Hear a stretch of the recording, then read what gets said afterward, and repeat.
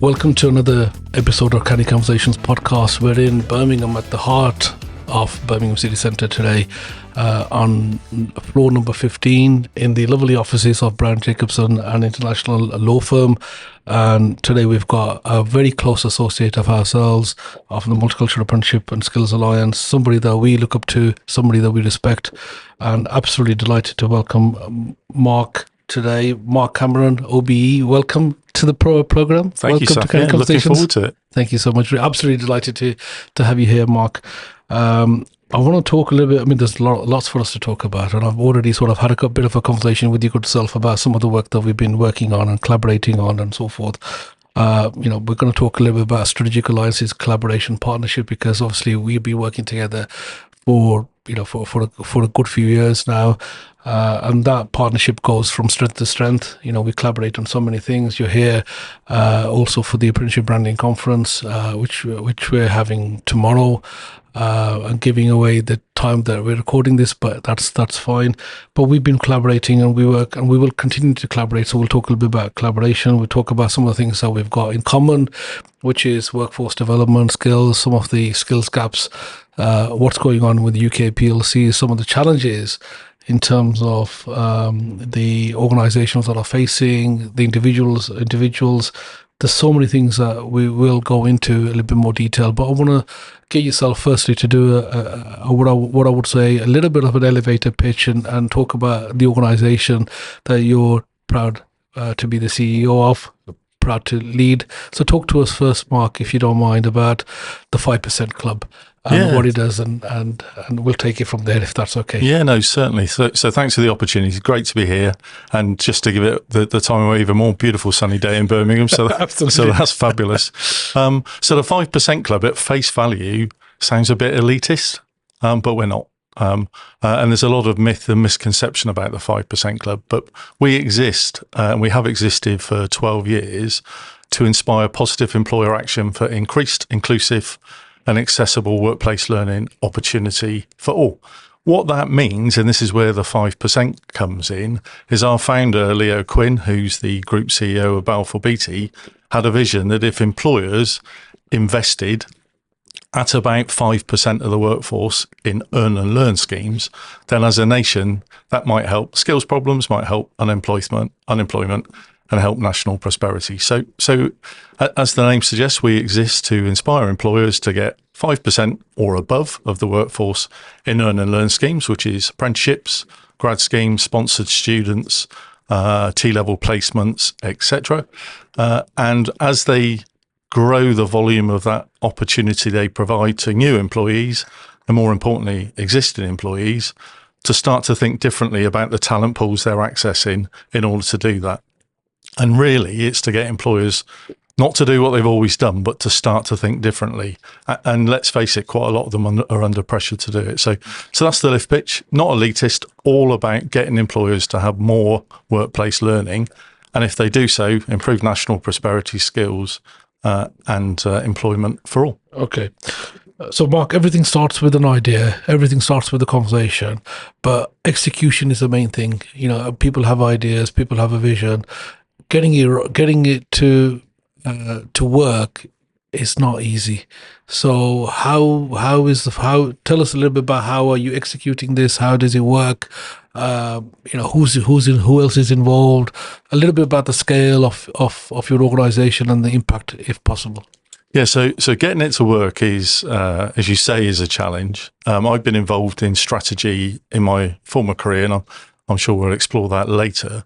But actually, a lot of people talk about strategy, but strategy execution, strategy formulation, and being able to take strategy off the shelf into an operational plan is quite a challenging proposition. And when I joined the 5% Club, the 5% Club, to coin Leo's phrase, was sort of in startup mode. So we've been going for about 6 or 7 years. We were growing, we were doing employer events, but we weren't really capturing the imagination of employers. So what we did is went through a very simple exercise using a process called the theory of change, which always starts with what's the wicked problem we're trying to solve, and then a very clear 10-step process to solving that problem and coming up with a plan. So we did the theory change, got a purpose.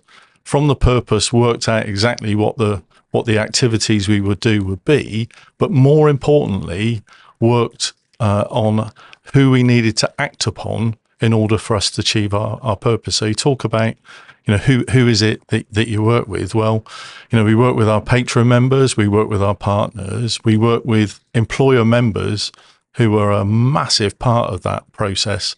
And like I say, in the last 5 years, we've gone from 400 members to now over 1,200 members. Our members represent about 2 million of the UK workforce, which is about 6 or 7%. And collectively, they deliver over 10% of UK-wide apprenticeships, 10% of UK-wide grad schemes. So generally speaking, they're over-delivering.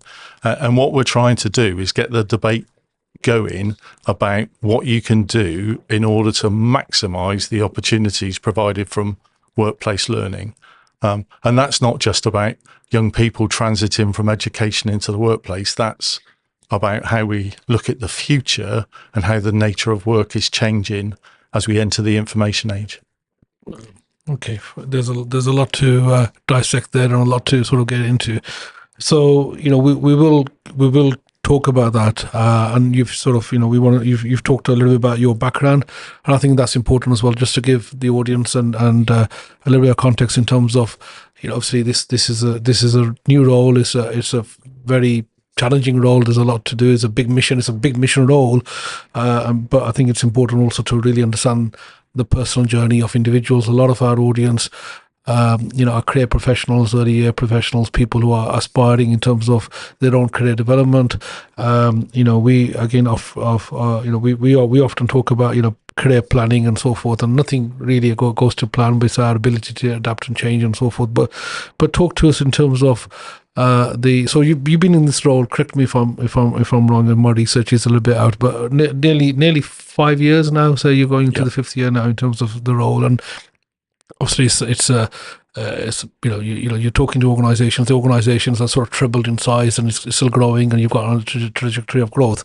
But where did it all start from in terms of yourself, Mark? So if you'd have asked the 16-year-old me, would I, in my late 50s, give my age away and be the chief executive of a skills charity, I probably would have laughed in your face. So if you wind back to where I was at age 16, I come from my background. My father was a butcher.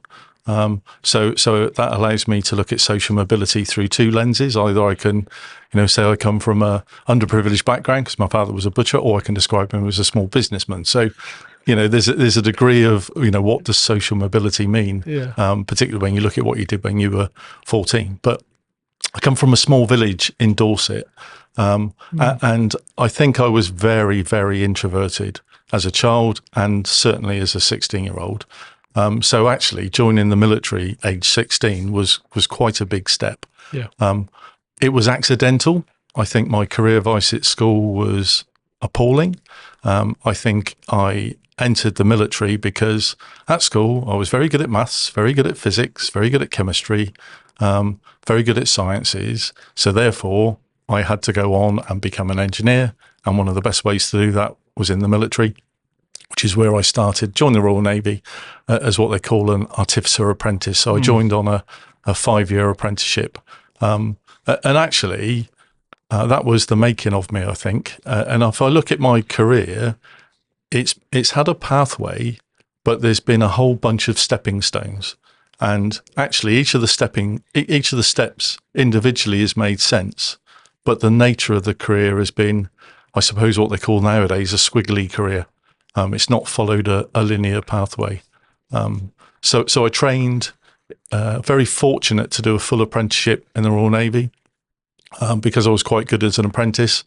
The Royal Navy had an engineer program, so I went on to read for an engineering degree, became a chartered engineer, and the first 20 years in the military was as an engineer. And I have to keep reminding myself that engineers think differently to others.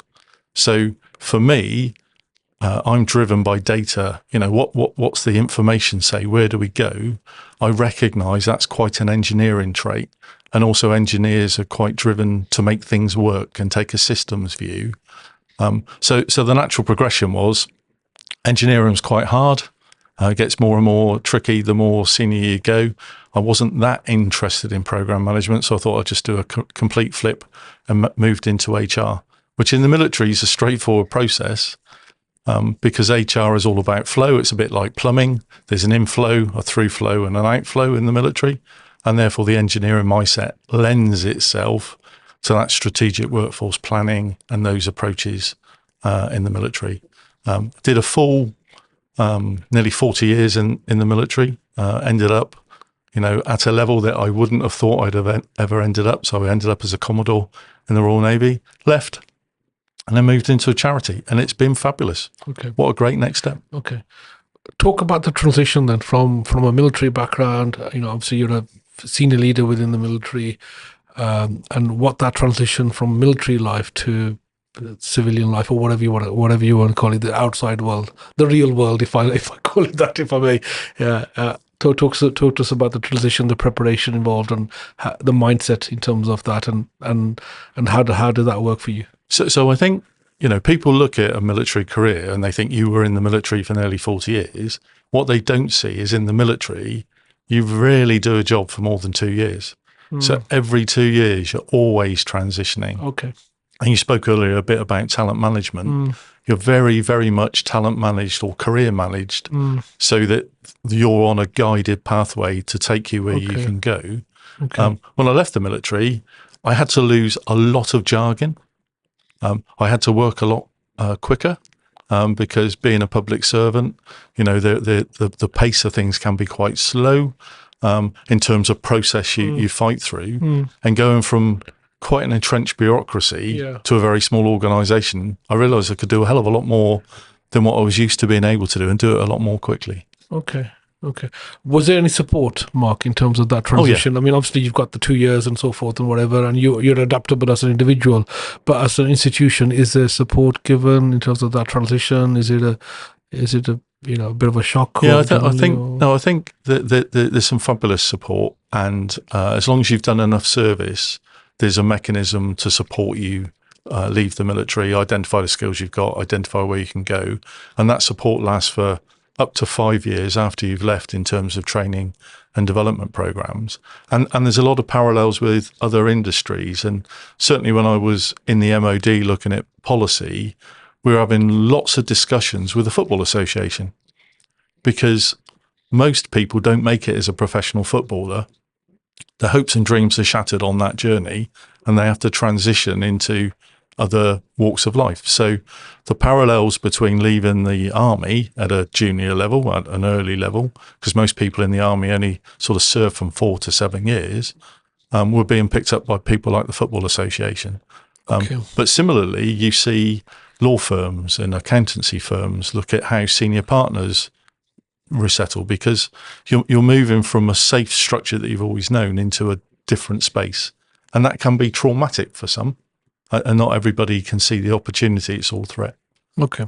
So, I mean, you're a professional chartered engineer. You've obviously, the world works in mysterious ways, as I say, and opportunity driven, but you've not gone down the route of the engineering sort of background, engineering qualifications. You've moved into a completely sort of different market, a different sector, as you said earlier on. Had you had thought about this, you wouldn't have thought. You wouldn't have plotted the journey, but in terms of opportunities that you were considering, opportunities that you were looking at, what did that world look like for yourself in terms of a lot of talent in terms of transitional skills, transferable skills. What were you sort of considering in terms of yourself? Again, going a little bit more deeper in terms of that transition. So I think it's a stage of life aspect as well. So I think, when I left the military, I was nearly 55. So I was thinking about a traditional corporate career. But actually, when you sit, reflect and look at it, moving into what they would call a portfolio career makes a lot more sense. So what I did is a soft landing, opened a small boutique consultancy, which allowed me to, go and provide advice. And that complemented what I was doing with the 5% Club. So, but actually moving into the third sector at that stage is quite a nice thing to do because, the career ambition has gone. And you're in a more altruistic mode, you're in a more giving mode. And actually, that's what the third sector needs. It doesn't need lots of ambitious people driving charities. It needs lots of people focusing on social impact and, the purpose of the organisation. So what I'm finding is quite refreshing to talk with so many people who are altruistic in their motives, as opposed to in a corporate environment, which can be quite challenging and quite competitive. Okay, I think you talk about the military. Firstly, I think gives you that comfort zone as well. Being you've had a full career, as you said earlier on. 40 years service, giving you the comfort of obviously a pension, the support as well, the transitional skills that you've had, ability to adapt and so forth. So you're in a fairly good position in terms of that transition and considering that, if you don't mind me saying, in terms of our opportunities. Yeah. So therefore you were in a position where you had choice in terms of what to do and whatever, and you decided to in your own way to sort of change the world, which is which is I think is a hats off in terms of that. And obviously now you've 4 or 5 years in, you've troubled the organization. The organization's gone from strength to strength.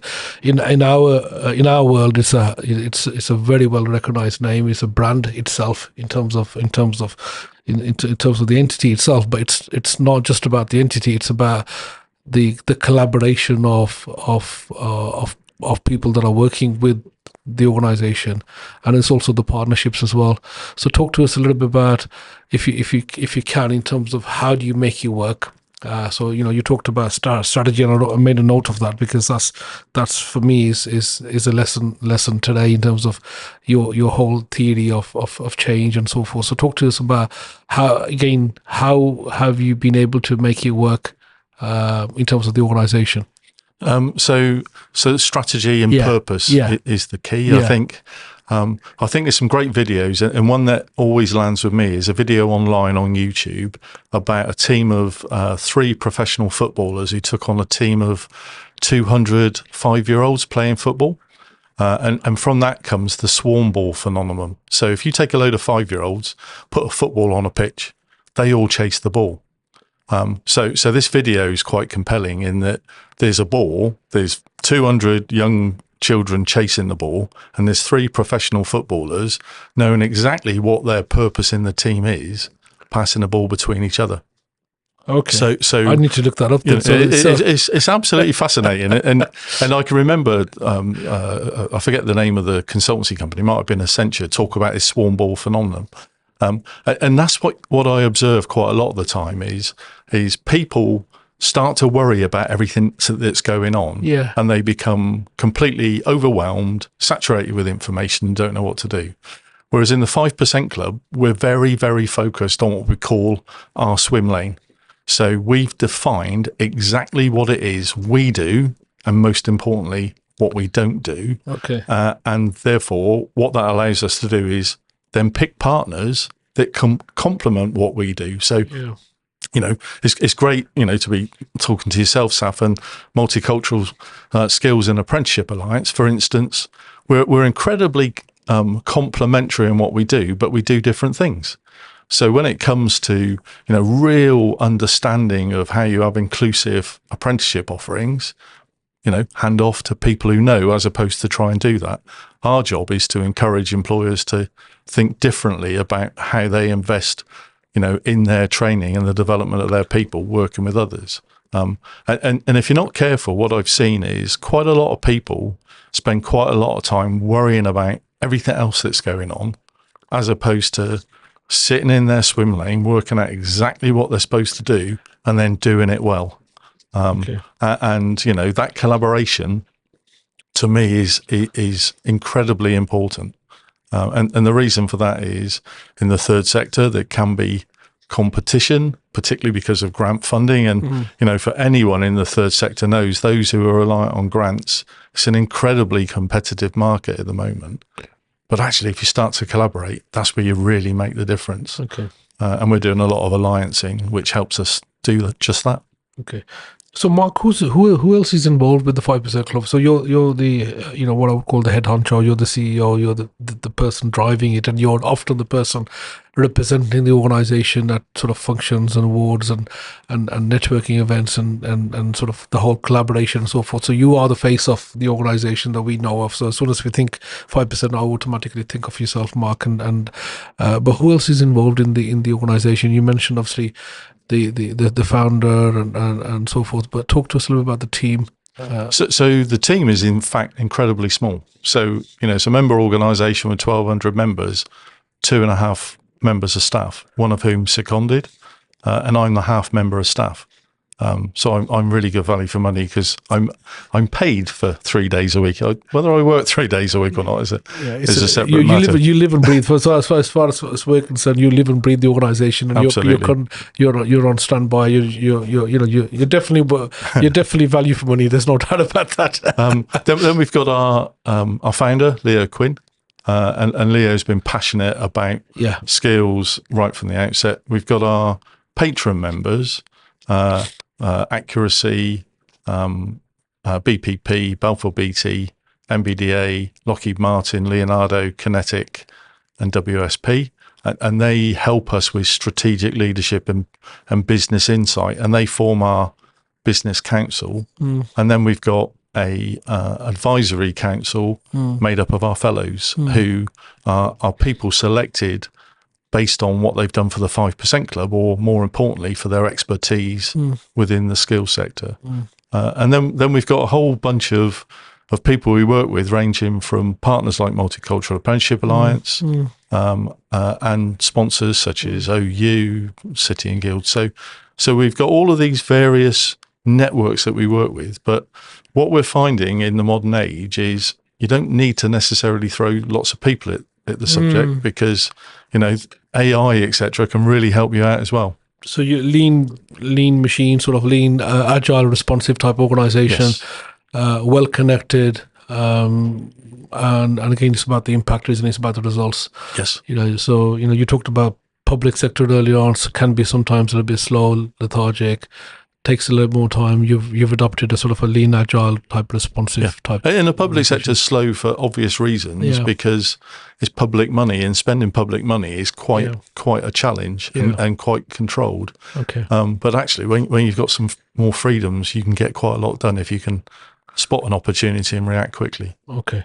So you've got a number of people who are on the board as trustees. You've talked about being a charitable status. That comes with governance. That comes with its own challenges as well, to a certain level, and you've talked about the fellowship and having fellows and recognizing fellows. So, if you don't mind, expand a little bit more on the fellowship and a little bit about governance and some of the people that you've got involved as trustees, and how does that all work together? Yeah, certainly. So, I think our board made a very bold decision 3 or 4 years ago to say, we really, really do need to diversify if we're going to deliver on our purpose.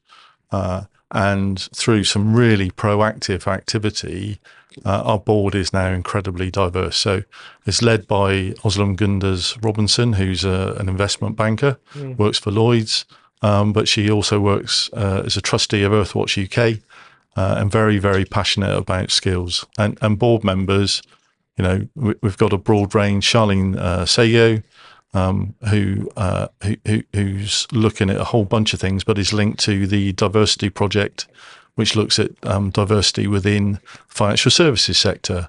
We've got Fahim Khan, who leads Future Leaders, which is a really impactful organisation helping young people from disadvantaged inner city backgrounds make a difference and find their true vocation. Ritika Wadhwa, formerly at the CQ Centre, now leads her own organisation, Prabhav Global, looking at cultural intelligence, and Ritika brings that sort of dimension to us. And then Faisal Mohammed, who leads major programmes within BT, and David Mercer, who's got a background from corporate law. So some big hitters there. Some big names. I mean, Ritika, Fahim, Charlene, Arslan. They're pretty well known. I suspect by the audience. Yeah, absolutely. Yeah. So Aslam, Charlene, Fahim, Faisal, Ritika, David, big names, big hitters. So how are they keeping you keeping things on check? How's the sort of check and balances going? No, it's really good, and it's it's a bit like Dragon's Den, the board meeting. So, but it's good because we are a charity. I sometimes think, if only I was a managing director and I had complete freedom, but as a CEO, and that's where my military background comes in, which is understanding what people's intent is. So my working with them is I'm keen to know what it is they intend me to do and then try and do it. And I think sometimes people get very focused on activity as opposed to outcome. And actually, when you're a CEO working with a board, getting the board to articulate the outcomes they want you to achieve gives you a lot of freedom. Okay. If it's activity based, then it becomes quite challenging. And, and we have to accept that boards of trustees sometimes are also learning how to be trustees. Their day job is managing. They're on a journey themselves that often, exactly, and they want to deliver impact and deliver results and so forth as well. Mark, the fellowship, the fact that you recognise individuals for their input in terms of the organisation, but also the wider input as well. So how does the fellowship scheme work? So fellowship scheme is through self-nomination. So we'd encourage, every year we encourage people to nominate themselves. If we're not getting enough people nominate, we do go out and tap a few people on the shoulder and say, why not think about doing it? But the idea of the fellowship is twofold. It's a recognition that we can bestow on people, which people do like. But actually, we want to get people linked to us who make a difference in the skill sector or who have made a difference for the 5% Club. And it can be in a range of things across all the activities we look at. And it's not just about being experts in apprenticeships. It's about that broader earn and learn. But the idea is that they can help us with thought leadership, understand the system, understand some of the nuances, because, like most of the people who are listening to this, it's quite a complicated system. And to describe it as a system sometimes is a mistruth, because it's not quite as systemic as you'd expect it. So that's what the fellows do. They help us navigate some of those complexities and do the heavy lifting, really. Okay. So talking about recognition, I mean, you've been recognised from Queen's Honours. You're obviously an OBE, Order of the British Empire.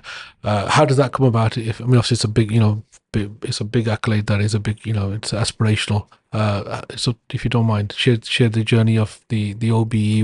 Well, that's one of those things. If you'd have told the 16-year-old me that would have happened, I definitely would have laughed in your face. I can remember the day my wife phoned me at work and I thought I'd had a speeding ticket when she'd opened the letter. So it was a bit of a shock, I have to tell you. So what it was, so it's in the military division. So the military are sort of treated separately when it comes to that. That doesn't take away from it, but it's just, there's a healthy number of people in the military with those kind of awards. But for me, it was in recognition, not of my career served, but of a particular activity, which I was involved in Royal Navy recruiting for about 4.5 years. And again, I suppose it's a bit like the 5% Club. I inherited an organisation that was not set to achieve the mission it had. And I ended up having to transform it. And, I left it in 2017, was delighted and humbled to have been recognised with the OBE. But I always say to people, after 4.5 years of hard work, the organisation I left, I wish I'd started with. Because, you don't have to get too far away from the papers to realise there's challenges with military recruitment and young people's aspirations, and the two don't match up. And I was on a big journey of transformation, and that's probably been a theme of my career, which is find a wicked problem and try and solve it. Okay. Mark, if you allow me to ask a silly question, if you don't mind. I mean, you mentioned you're a Commodore, but, I would have to Google what that is and what that ranking is. I was going to do that outside here, but if you allow me to, if you explain to us where that is in the ranking. I mean, obviously it sounds very, very important. It is important, but you said earlier on you were privileged to have a senior ranking position. How does the structure work? So a Commodore, most people don't understand what a Commodore is because it sounds like you're in charge of the local sailing club. So it's a bit like being in charge of a golf club. But a Commodore equates to a brigadier in the army. Okay. So it's at that one level. Okay. And it's the start of what they called the starred officers. So it's one below an admiral or a general. But it's in the military they call it a flag rank. So okay. So you're at the higher echelons of the military. Okay. So obviously the community shrinks down and you're moving away from day-to-day activity into more strategic management. Leadership. And for me in the Navy, nowhere near a ship, which is probably to the to the delight of anyone I served with previously. Okay, so another way to think about it is a brigadier in if he was equivalent to that. So okay. It's still not helped you, has it? I'm still going to work. I'm still have to Google it. I think or ChatGPT it a little bit later on. But I'm sort of working it out. But yeah, again, hats off to you in terms of that recognition. But you talked about being a chartered engineer, but it's not just a chartered engineer. You're also a chartered manager as well. So how did that come about in terms of your management qualifications and? So I always remember my father. A great bloke, providing me all sorts of sage advice most of the time, and that sage advice was from a chatty or a more directed approach. But my dad said to me, stick with it as long as the organisation keeps giving to you. Now, I did 40 years, and every year I was in the Royal Navy, I got a new skill or I was invested in. So I became a chartered engineer. I was encouraged in what the military call your first stage career to be a professional engineer. Okay. In my second stage career, I started to deviate from that, moved into HR, moved into management. But that was on the back of a bespoke senior leadership course that was CMI accredited. So it was do the course and then follow that up with an application to the CMI. And then I thought to myself, well, I'm a chartered engineer, I'm a chartered fellow of the CMI, but I do HR.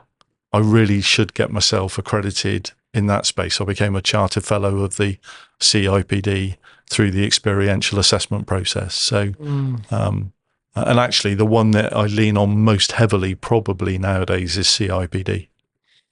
The Chartered Institute of Personnel Development, CIPD, and you're a fellow of that as well. Yep. As well, so that's fantastic.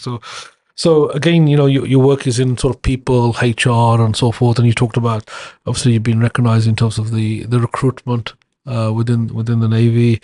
You talked about HR as well. So talk to us a little bit about some of the changes and observations that you've seen in terms of HR, if you call it a profession in that sector.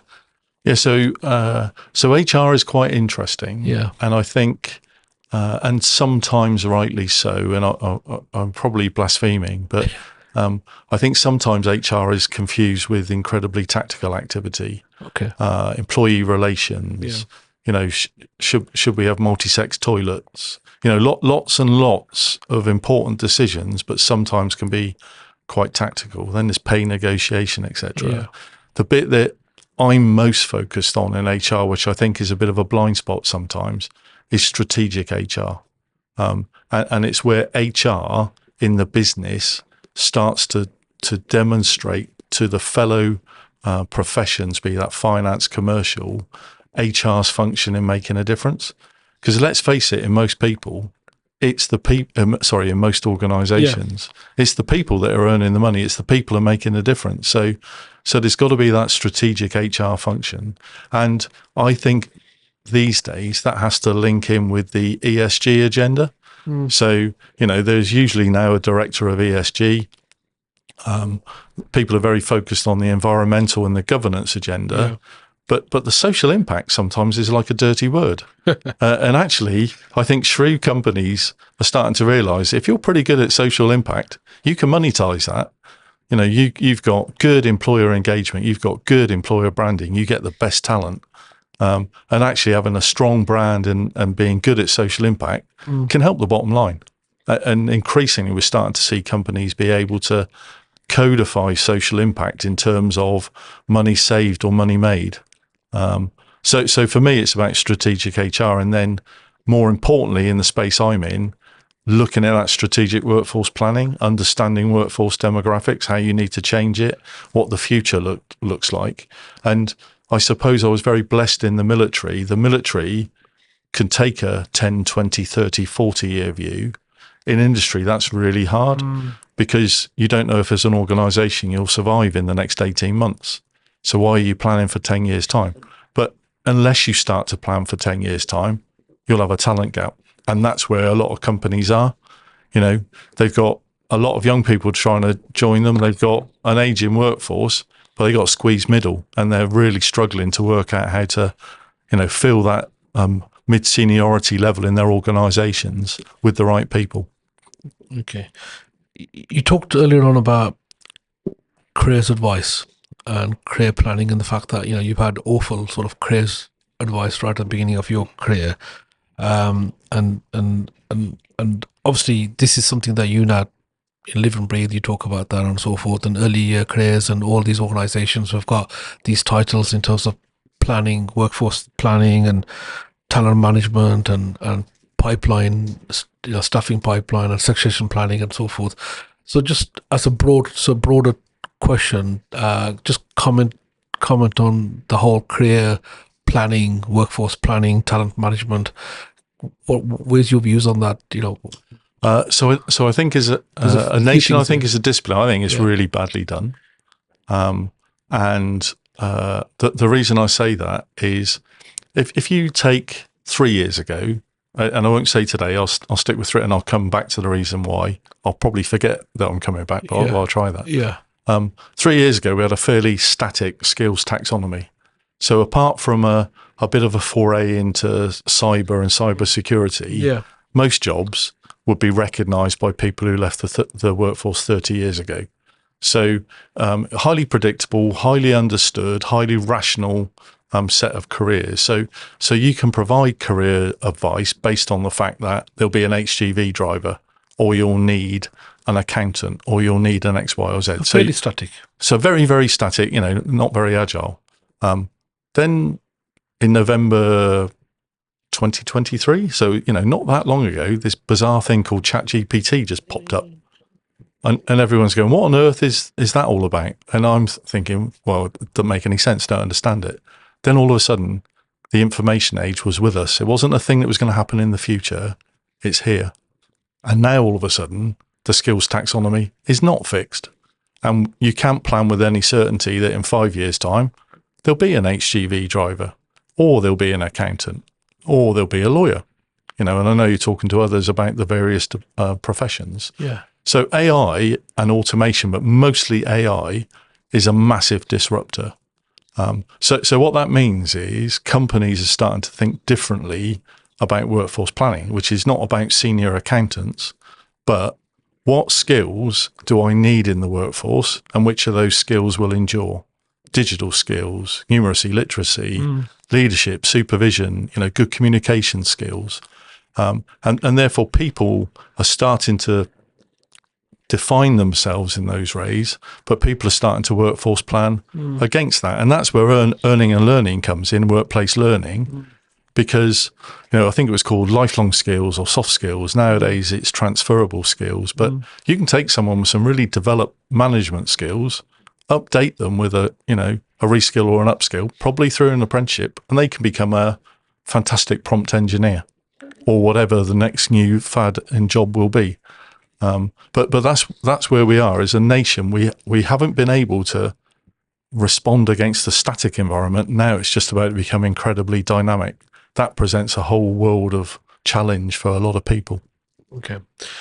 So if we were a bunch of HR professionals here, and what would be the shop talk today? What would be, if we were peers and talking about careers and having a bit of a moan or trying to change the world to a certain level. What AI, disruption and so forth. What else is it that we would be talking about?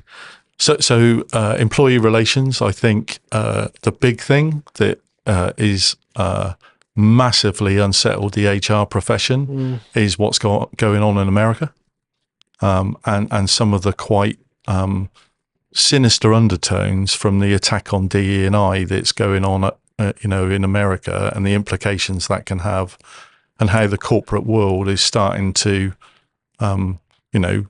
become anti-woke, to use that phrase. Yeah. So it's a real worrying trend. And I was at a session a few weeks ago where people in America were drawing really appalling parallels with what happened 80, 90 years ago in Europe, which is not a good thing to do. So there's a lot about that. I think there's some really positive things though.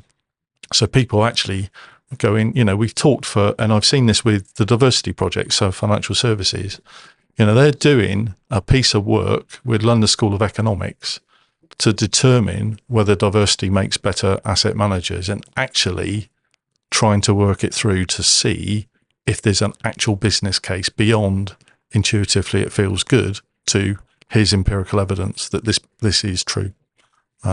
So there's that kind of discussion. Workforce plan, information age.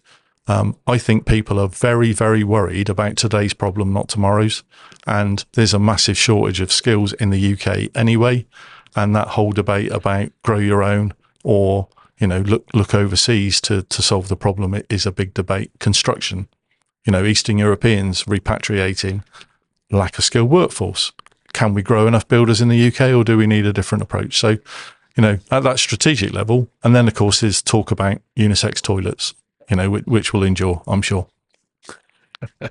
There's a part of me thinking, that if my job title involved DEI in there or equality in there and so forth, it's quite a scary place. Yes. It can be. You do get targeted now at the moment. It's a job that people probably don't. In some people disrespect in terms of what that is and so forth. So it can be quite challenging for people in this space. And I think for me, 9.5 million people in the UK economically inactive, a quarter of the working age population not in work. There's a massive thing here about health and disability, if we're looking at protected characteristics, about neurodiversity, which we haven't really tapped into. And that's unlocked through DE&I. Yeah. And it's not just about the simple stuff, the stuff you can see, that there's a lot of stuff that's not addressed. And actually, you're not going to grow the workforce by another 2 million without, in parallel, making workplaces more inclusive to welcome people in. And you can only do that through diversity and equity. Okay. Leadership. I'm just going to change the topic a little bit because I want to talk a little bit about leadership and in fact, as much as we can talk about leadership, in my mind, because it's in a way, leadership is the be all end all in terms of everything, in terms of any change. It is about leadership, and any organization suffering problems about leadership, any country to a certain level, you can say it's predominantly about leadership, and that's a theme throughout your life, really, in terms of leadership lessons and leadership throughout as well, and so forth. And you talked about right at the beginning, you're an introverted individual. It's in a way, it's like the Margaret Thatcher story. You're not the greengrocer's son, you're the butcher's son. Very similar sort of background, very aspirational, and you've had that sort of path, and you've gone in there and you've adapted, you've been agile, you've been responsive, and in a way you've learned by osmosis by the people around you and so forth. So you've got a lot of insights in there. So talk to me about your leadership journey, your leadership views, and any advice that you give to aspiring individuals, aspiring leaders. Yeah, so it's probably an overused phrase, but I like the approach of servant leadership. And there's a number of things that I've seen over my career, particularly once you get to large teams where you don't necessarily know everybody in your team. So the human mind can cope with 120 to 150 names and faces. Yeah, it's very but difficult. once you've got even that is a big that's a big challenge. That's a big challenge. But once you get to teams of 300-400, it becomes a real challenge. So servant leadership's important to me. I'm a great believer in Adair and his task team individual. John Adair, yeah. Great model. Understand the task, understand the team, understand the needs of the individual. That really helps. There's Hertzberg and Maslow. Maslow's hierarchy of needs, but Hertzberg takes a different approach, which is hygiene factors. What is it that stops the team performing, not how do you motivate them? So Maslow's all about motivators. I'm a great believer in hygiene factors. And actually, this military model of intent, writing down what you intend a team to do, as opposed to issuing direction, and then empowering the team, and then challenging them when they bring things to you to say, that's mildly entertaining that you think that I can help you, but what do you expect me to do that you're not able to do yourself in this scenario? And empowerment, I think, is often overused but misunderstood. So when I talk about empowerment, that's not about somebody proving themselves to you that they can do something. That's somebody appearing, you've seen their credentials, you make an assumption based on what you see that they can do the job. So let them do it. Don't do the checks and controls. And the problem is with some styles of leadership where everything comes into the center becomes overwhelmed. You as an individual become overwhelmed. Whereas if you go, I intend for this to happen, I'm not sure I would have necessarily chosen to do it the way you're doing it, but the outcome you're achieving is what I wanted you to achieve. Therefore, I'll go with it. And actually, you sort of mature as your span of control increases to that point where you become very relaxed and you work on how you make sure people know what it is you want them to achieve, as opposed to them proving to you they're doing exactly what you want on a daily basis. But that's about servant leadership. And I'll conclude by saying, there's more followers in this world than there are leaders. So understanding the people that follow you and understand their motivations, and don't assume they're all like you, and know how they will behave and what's important to them, which could be picking their kids up, could be the fact they've got aging parents, could be the fact that they want to watch the football. Whatever it is, there are different drivers for people, and you need to accommodate all of that, not just assume everyone's like you. So quite a broad brush answer, really. No, absolutely. And I think there's a lot of nuggets of wisdom there and advice there for anybody to sort of unpack and follow through. And I think that's the best thing in terms of touching a subject matter, and then for individuals to go away and do their own sort of research and pick things up. I think fantastic. Mark, you are at the forefront of shaping the UK sort of future workforce and workforce development strategies. You represent organizations that are big in the apprenticeships arena, the apprenticeship sector. Apprenticeships are changing. It's not just about young people. It's about apprenticeships, not just about the start of the journey, but all the way through. A lot of people talk about upskilling and reskilling, and really managing the talent pipeline, not just about, as I said, the beginning of the journey of individuals. So talk to us a little bit about, the organizations that you represent, their views, some of the challenges, and, you touched on the fact that we've got outside the workforce, many who are economically inactive. So as a country, we're missing out on people. Yes, we've had individuals who've emigrated back to their home countries and so forth. But as a nation, we need to have more people who are in the workforce and then working to their best. In terms of to being the best version of themselves, really. So there's a few broad things there, but talk to us in general terms, if you can, some of your lessons, some of the challenges, and share with us, some of your members' views on some of the opportunities as well that there are. Yeah, so I think it is a challenging time. Yeah. I think here we are in April, May, whenever this goes out. Yeah. But, the government isn't a new government. It's been in for a while. And we don't have clarity. And the pace of change could be quicker, but actually the fact that no decisions have been made, but ideas have been mooted, I think is undermining business confidence. So, it's not a good time. The fact that national insurance has gone up, the employer contributions have gone up, the fact that the economy is stagflating, it is impacting on business confidence. So that's a worry. I think, there's some bold ambition.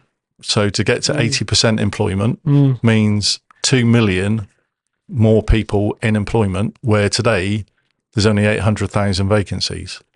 And in the information age, we hear that automation and AI is going to disrupt work. Okay. So that at a system level is going to have an impact.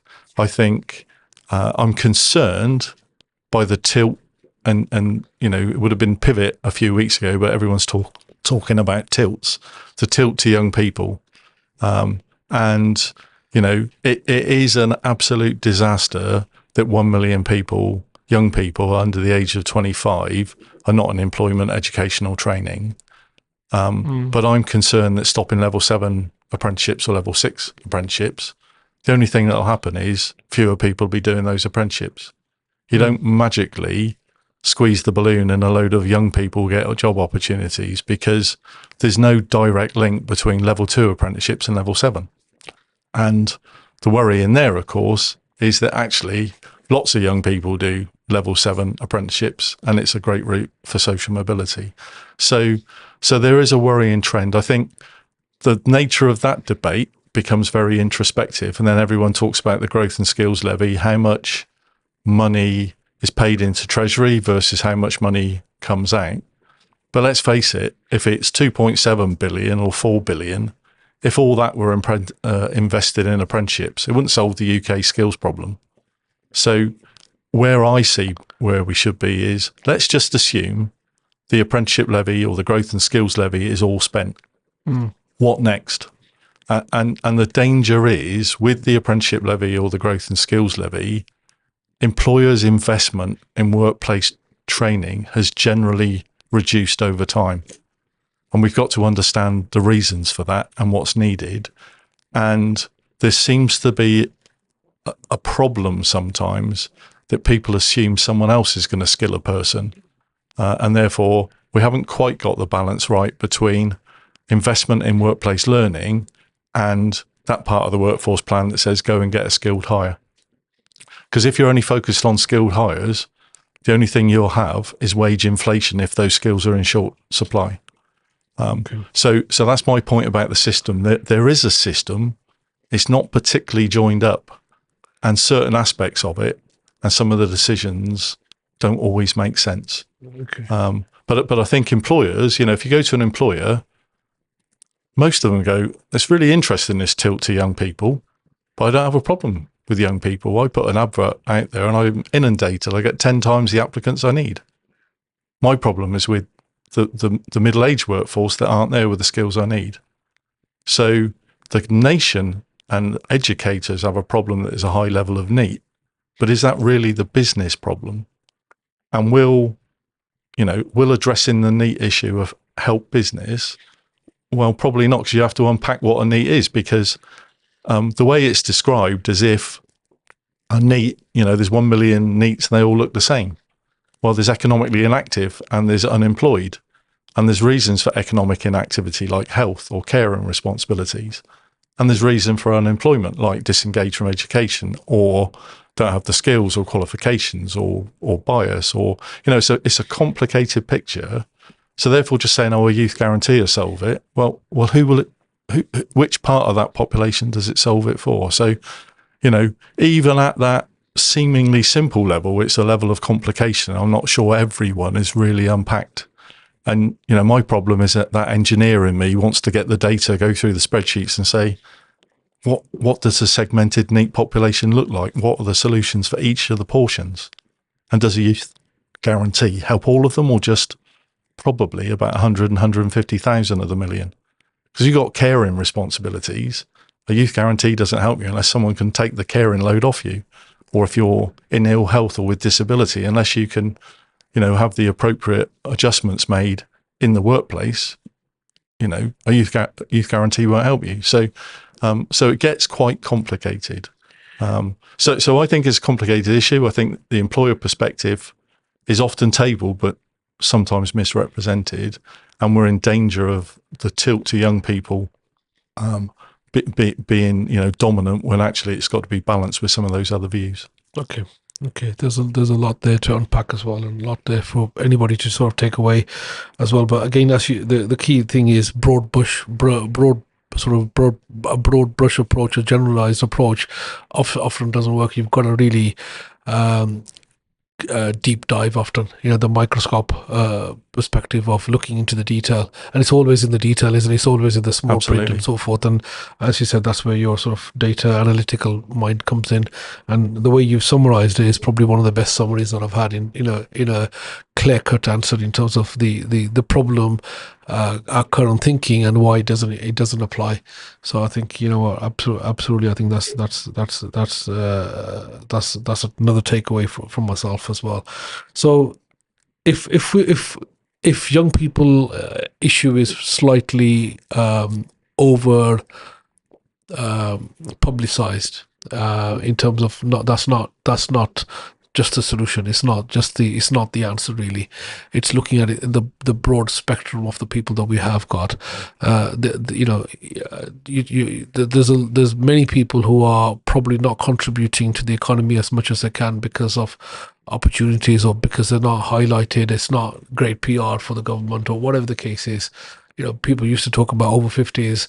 They used to talk about women returners and those individuals and so forth. So how do we highlight some of those other challenges apart from young people? Because young people make great headlines as well, and it's great for a politician to talk about young people. And yes, absolutely, it is important that we give people they have a future and aspiration and so forth.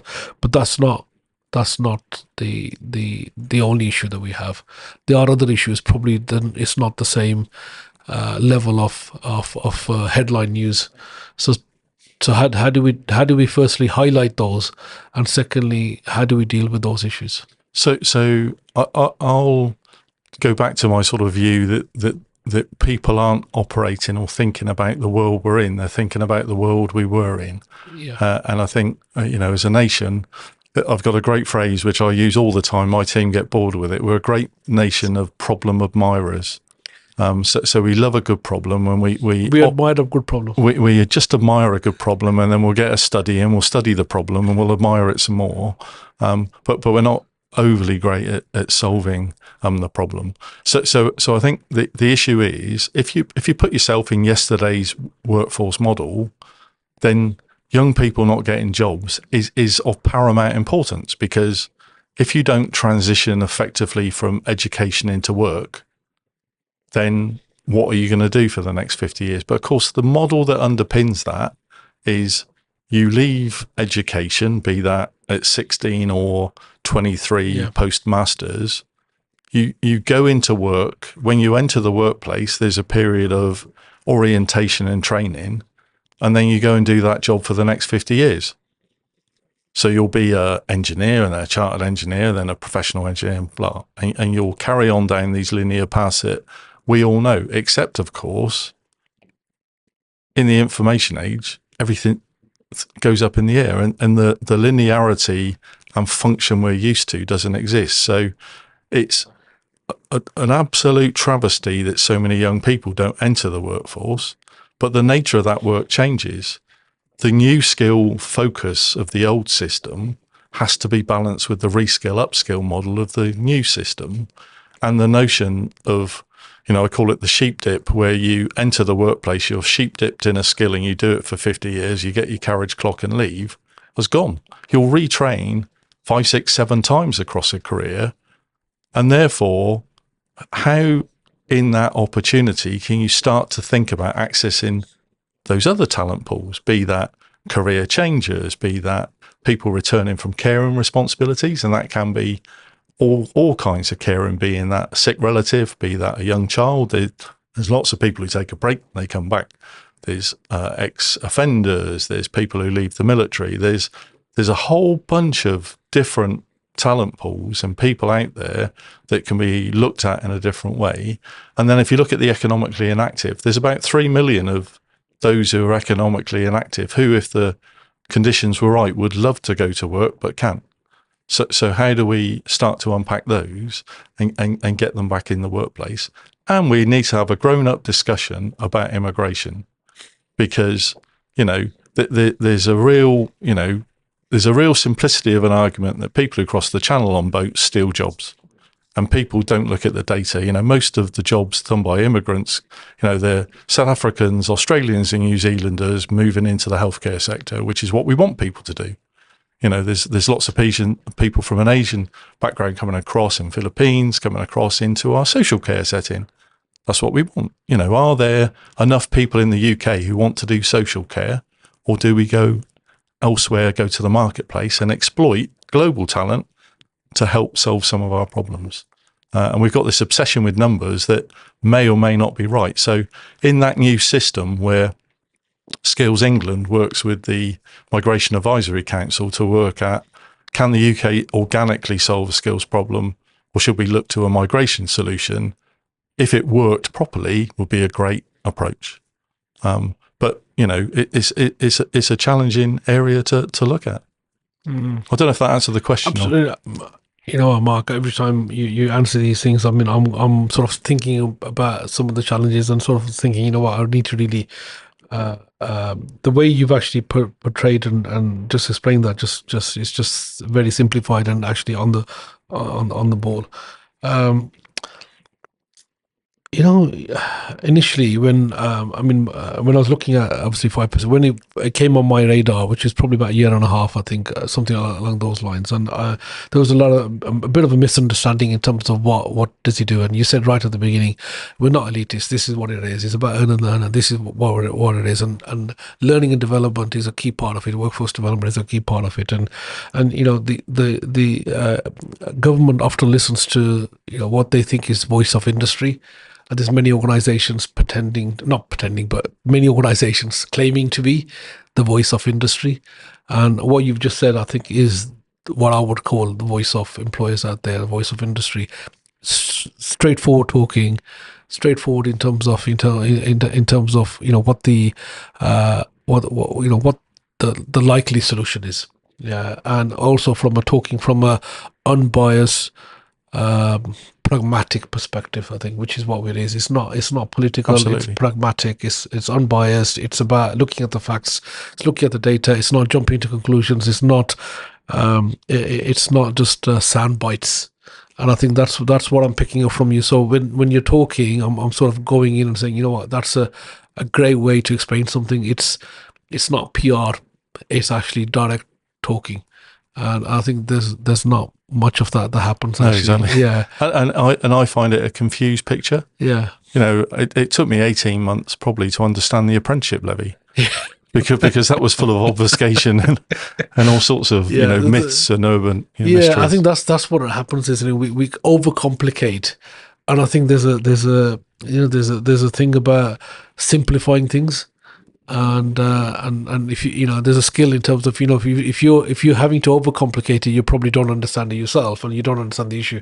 You've just made it a bit more difficult. Yeah. And I think if anybody who can simplify something, you sort of understand it, and you're comfortable in terms of explaining it.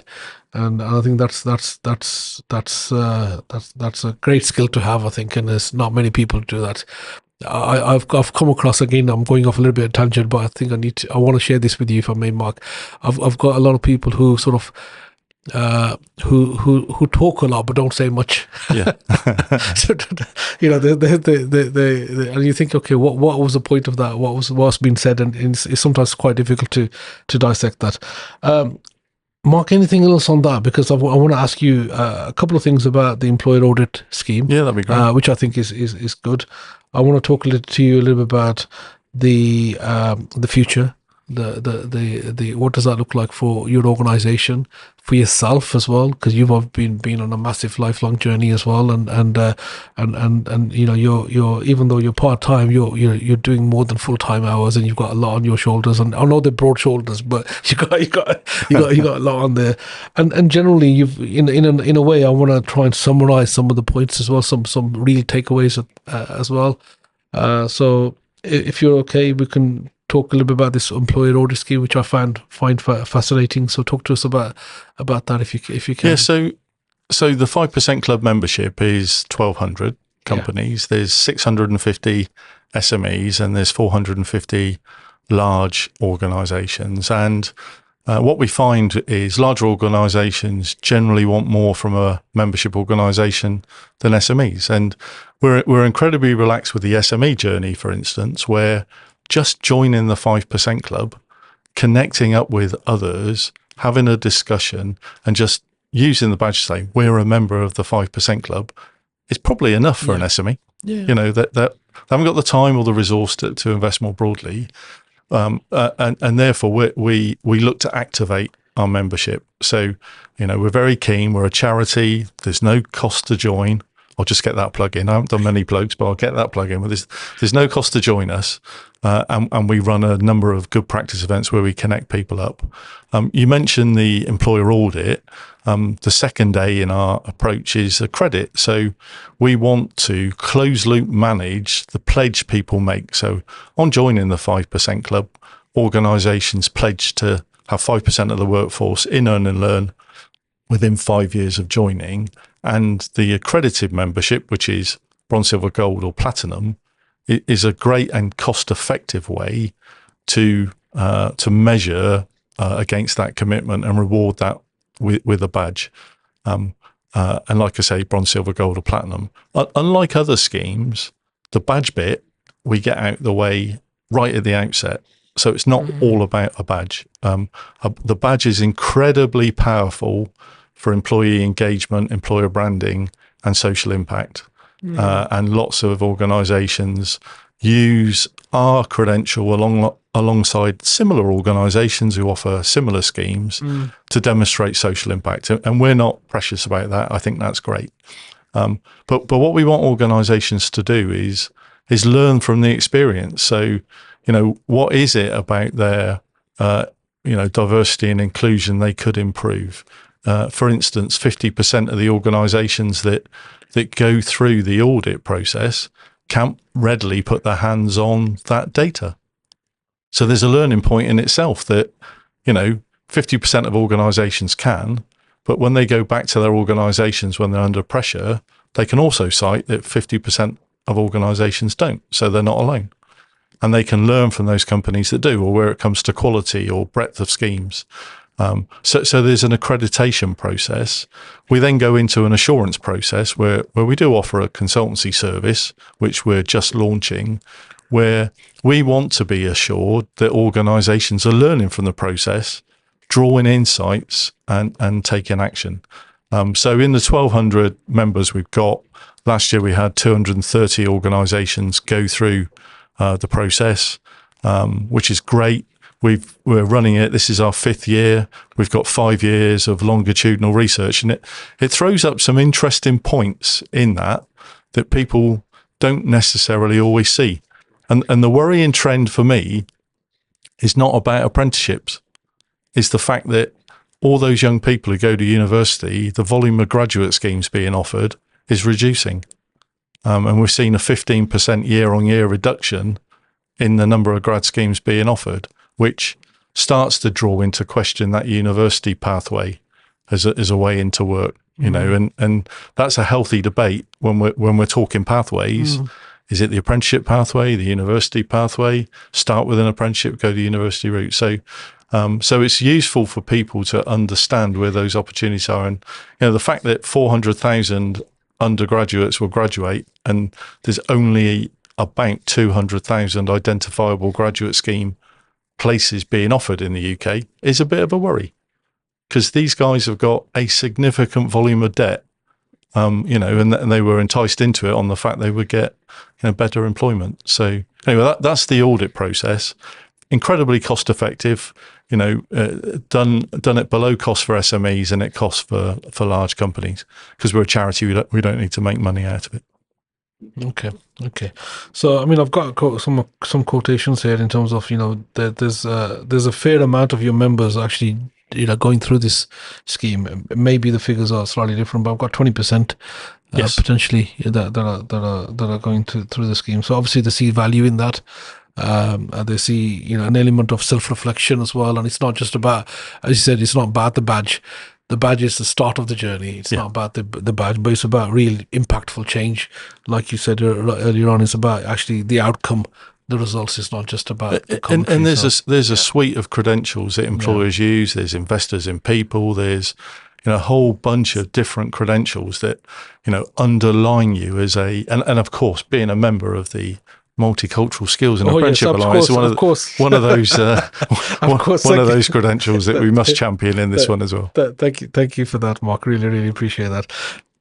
Mark, if you think about the last sort of 5 years in terms of your career, you've had, I was trying to just think, 5 years, you've had COVID at the beginning of your career here with as a CEO. You've had Brexit that you've had to deal with. You've had the AI disruption that you're now having to deal with, and now you've got this this challenge of notion of the DEI, which is also added pressure as well. So COVID, Brexit, AI, and whatever you call this now. Quite a that's in 5 years you're talking. That's in 5 years. So you talk about adaptability and talk about being able to sort of stay relevant and so forth. I mean, you've been able to do that throughout your career. You're doing that now. Your organization that's seen as relevant. There's other organizations who are there who, as I claim to be the voice, or, doing certain things. So your work not only is employer representative, but it's also impactful change. You're not just the voice of the employer, but you're also a change maker within the organizations, but you're also from an industry sector perspective as well. So the remit is, I would say, a wider remit than some of the other names out there. So, relevancy, Mark, is so there's a word that, the definitely leadership is throughout. So when I'm looking at your CV, looking at your journey, there's leadership throughout, embedded throughout. But you've also got now, I'm just reflecting on this, and I thought relevancy. You've stayed relevant, you as an organization, but more importantly, yourself as a leader. So talk to us. So talk to us about how have you stayed relevant? How are you still relevant? Because clearly you're probably one of the most adaptable people that I've come across, if you don't mind me saying that. Yeah. So I think it's having a hunger. And for me, I spend a lot of the early part of every day with a cup of coffee, just flicking through what's going on in the world when it comes to the skill sector. Because there's a lot of stuff going on. There's quite a lot of noise out there. You've got to fight through it all. You have to learn, what's the role of the FE college versus the independent training provider. I'm a great fan of AELP and Simon Ashworth in particular. Very technical, very detailed. And those of you out there listening, if you don't follow Simon Ashworth, Deputy Chief Executive AELP, he is incredibly good at providing ground truth. And for instance, lots of discussion about underinvestment in FE colleges. Yeah. But what about independent training providers? So, and that's just an example. But listen to the voices, take the podcast, look at the sector you're in. We'll go back to that swim lane analogy. What's your swim lane? Yeah. And actually, read stuff. And actually, these days, use AI to do the heavy lifting. You can get a 40-page document that you might not think is irrelevant. Ask AI to look at it through a particular lens, and that's incredibly helpful. So, there's great ways nowadays of being even better informed using AI and other tools to do that. Probably giving away all my trade secrets No, here. absolutely. I mean, Mark, this is what you're about. You're about sharing. You're about, being open, and true partnership, which is what it is. And you're about adding value. You've added a lot of value in terms of our relationship that we have with yourself as the Multicultural Apprenticeship and Skills Alliance, but also value to the audience today. Massive amounts of takeaway. I want to try and bring this a little bit to a close, if we can, Mark, and there's another theme. There's another word that I think is very relevant, which is collaboration and partnerships and strategic alliances and creating a win-win for all. And I think you've done that well. You're not about competition for the sake of competition. You're about collaboration. So talk to us about that ethos of collaborating and partnership working. Yeah, so that it goes back to that analogy. If you're listening and you haven't found that YouTube video with the kids doing the ball, do so. Collaboration isn't about being one of the 100 chasing the ball. It's about being one of the grown-ups on the pitch, understanding your place in the game, understanding what you do and what you do well. And collaboration is being very, careful who you pick, but you don't need to be. It is looking at people who can complement what you do and where you work together. And we haven't mentioned it, but I co-chair a thing called the Skills in Employment Alliance. Absolutely. Reason that works well, it's with the Career and Enterprise Company, Engineer Development Trust, and the 5% Club. Career and Enterprise Company excel in making sure that careers advice in schools and careers education works well. Engineering Development Trust help companies invest in work placements, work experience through industrial cadetships. We work with companies to get them to offer earn and learn schemes. So as an alliance, it works incredibly well. Great careers advice, great work experience opportunity, leading to quality work eventually. So, we could do things separately, but together it's that classic synergy where the sum is always greater than the various parts. Okay. And even if someone's in competition, they're probably not. It's just a different form of collaboration, and it's understanding what that is. So, convert competition into collaboration, and you'll generally get a lot further than worrying about, out competing people. And probably that's the same when you're in the corporate career ladder as it is with others. Don't try and score points off of others. Start to collaborate with people, because you'll be a better version of yourself. Absolutely. Perception changes perspective, as they say, and so forth. So the future for yourself, if you don't mind sharing. I mean, you've as I said, you've had a sort of a mean feat in the last sort of 5 years. It's been challenging. A lot of changes happen. You touched on it. It's the government has been in government for a year now. We're still waiting on certain aspects of it. So talk about your personal sort of thoughts about the future for yourself, if you don't mind sharing, and also the organisation as well, in terms of the next, say, 2-3 years, if you're able to. Yeah, so we're reflecting on our sort of next 3 to 5 year plan. Okay. We did that strategy I talked about. We used the model. A 3 to 5 year plan, expires a bit. So we're just refreshing that to give ourselves that next 3 to 5 years. Yeah. And a core part of that is where AI fits into the overall piece. Yeah. So as an organisation, our aspiration is to continue to grow and continue to make a difference for organisations in terms of that cycle I talked about. I think for me as an individual, I would love there to be a more holistic and informed debate about the skills system, and to try and wrestle with all that complexity that sometimes bombards people and bamboozles people, take it back to the component parts, and then work on solutions that will work. There's a great phrase, the definition of madness is doing the same thing over and over again, expecting a different outcome. Youth unemployment. When I was a kid, we had the youth training scheme. We seem to have reinvented that every 5 years ever since. Is that the definition of madness, or do we need to do something completely different? And I think we need to look at the data, look at what's needed, not just keep doing the same old, same old.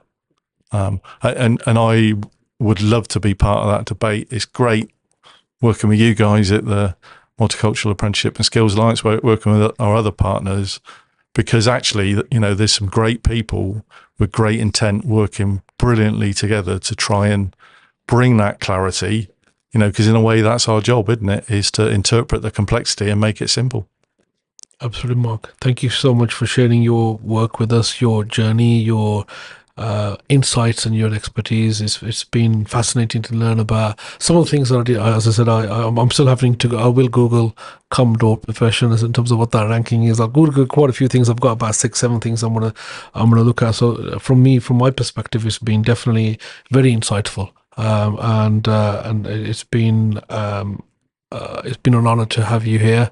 No, thank you for the opportunity. Thank you so much for your support, Mark, and really appreciate the partnership. Really appreciate all your support. And from my perspective, hats off in terms of the work and the achievements and the results that you've done. You've done a hell of a lot within a short period of time, and you're a go-to person for ourselves in anything regarding the workforce development agenda. So thank you for that. No, thank you, and great talking to you today. Brilliant. Thank you, Mark.